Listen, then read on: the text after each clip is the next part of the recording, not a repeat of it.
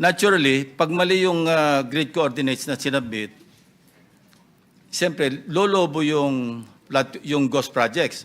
Kasi pag pinuntahan yung grid coordinates na mali, wala makikitang project, ire-report na ghost. Hindi ba? Yes, Mr. Chair. And So, yun po- yung credibility ng sumbong sa Pangulo website will suffer. Ang tanong ko is, yung nag-random sampling lang kayo, di ba? Ilang projects out of the 30,000 all over the country, ilan yung nakita nyo sa random sampling para ma-establish ang pattern? Ilan yung tumama, ilan yung namali?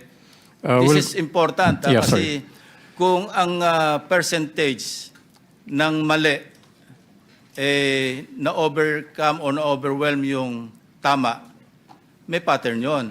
Pero kung halimbawang sa 10 na random sampling ninyo, isa o dalawa lang yung mali, then there's no pattern.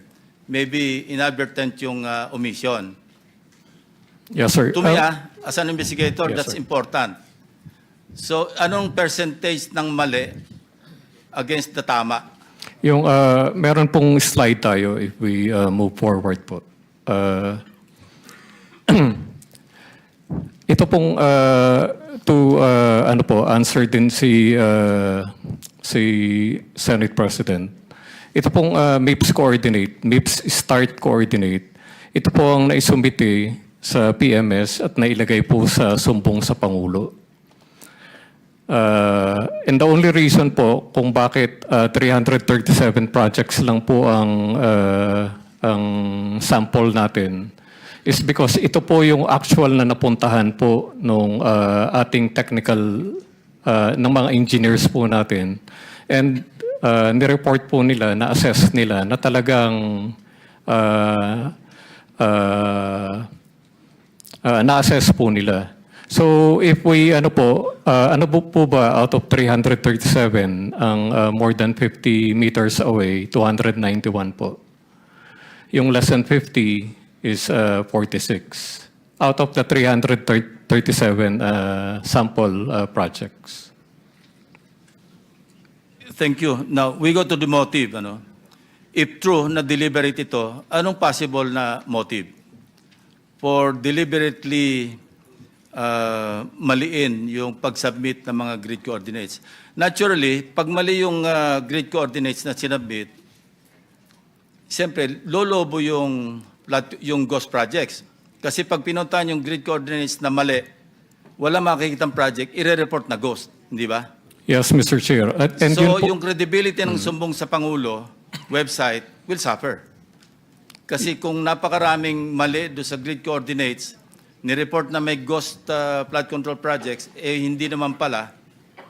You see my point? Yes, Your Honor. And totoo po yun. Kasi yun po ang nangyari dito sa initial field validation natin.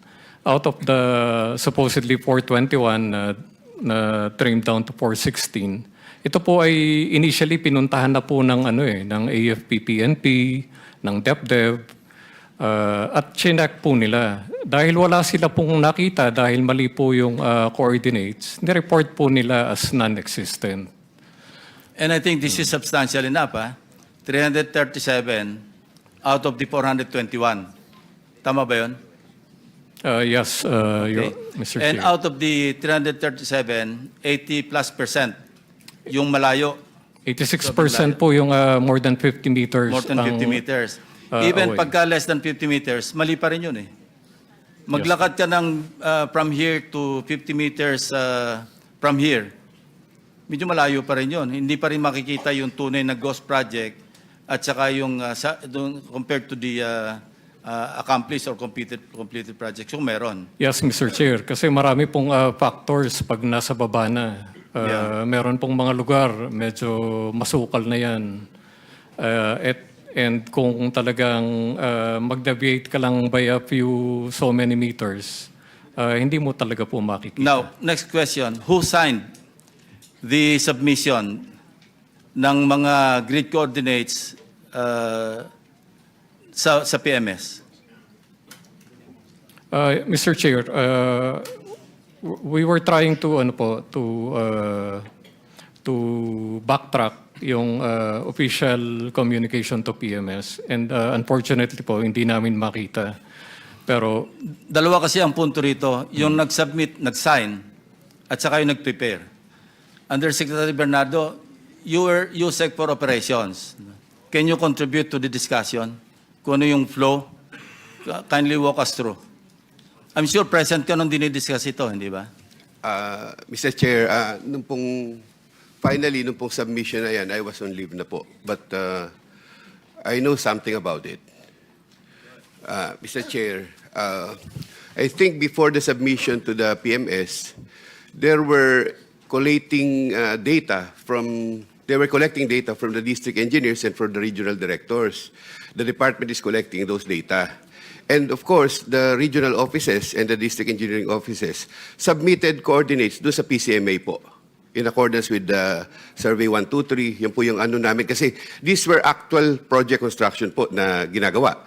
So yan po yung nare-record namin. Only to find out later that the submitted data po sa PMS was MIPS data.